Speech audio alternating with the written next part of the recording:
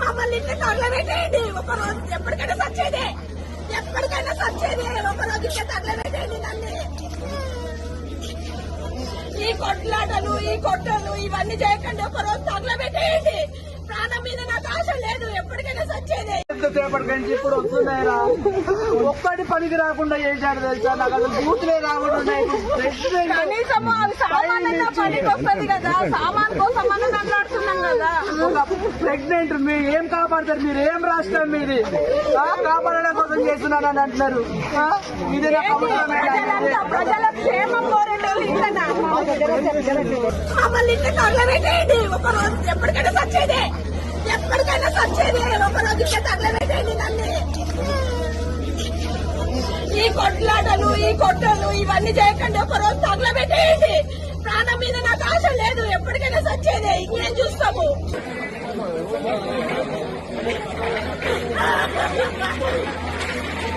నా కొడుకు గురువులాగా దొరికిండు.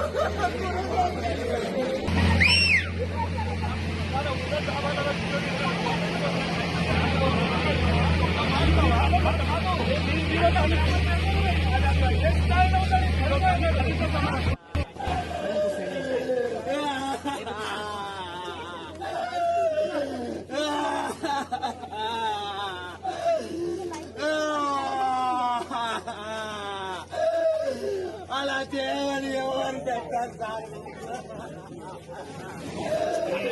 ఎక్కడి నుంచి వచ్చారు? ఎవరు సార్?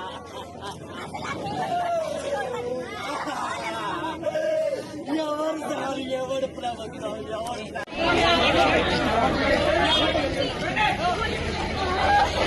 బాధితులు ఎంతగానో కన్నీరు మున్నీరు అవుతున్న విజువల్స్ కూడా మనం ఇప్పుడు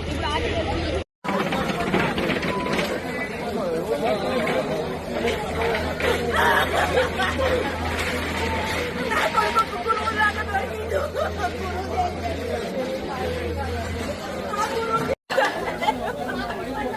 ఇంత అన్యాయమా రేవంత్ నీ ప్రభుత్వం? ఇంత అన్యాయమా? నీ కొడుకు ఓట్లేసిన నాయన నువ్వు ఉండాలే బాగుంటది అనుకున్నాం కానీ ఇంత అన్యాయమా? నాయన నా కొడుకు తప్పు కాదు, మీరు ఉండొచ్చు కానీ టైం ఇవ్వండి. ఓనర్ది తప్ప, నా కొడుకు రూపాయి పెట్టింది నా కొడుకు తప్ప. నీది న్యాయమా చెప్పు? అవును, రెండుకున్న వాళ్ళకు టైం ఇయ్యా, సొంతం కట్టుకున్న వాళ్ళకు టైం ఇయ్యకు. రెండుకున్నాం కదా మేము, మాకేం తెలుసు ఇది దీంట్లో ఉంది అని? మాకేం తెలుసు? అమాయకుడు నా కొడుకు. రూపాయి కష్టపడ్డాడు. నా కోడలు ప్రెగ్నెంట్ ఉంది. ఒక్క 2 నెలలు టైం అడుగుతున్నాం. 5 ఏళ్ళకి ఇప్పుడు నీళ్ళు వస్తుందయ్యా నా కోడలు. నీ కొడుకు తెలుసు అన్న వంశం అంటే ఏంటి అనేది, పిల్లలు అంటే ఏంటనేది. మేము ఎంత కష్టం.